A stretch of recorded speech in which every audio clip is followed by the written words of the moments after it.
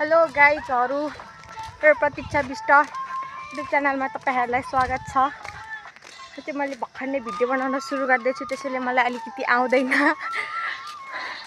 अहिले म बाटोमा हिँडिरहेछु, फुपूको घर जाँदैछु।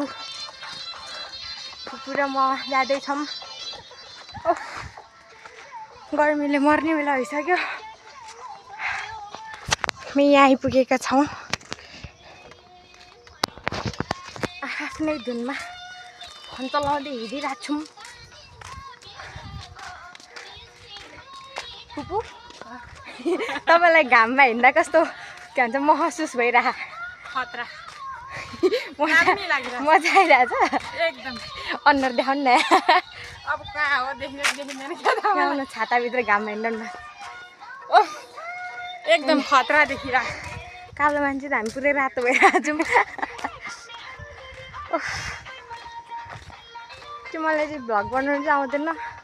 दिनमा यति नै छोटो छोटो भिडियो बनाउँदै हाल्ने गर्छु म। भर्खर सुरु गरेको हो। भर्खर सुरु गरेको। जानेको पनि छैन। गाइजहरु मिलाइ हेरिदिनु होला। आजको लागि चाहिँ बाई बाई। यति नै, बाई बाई।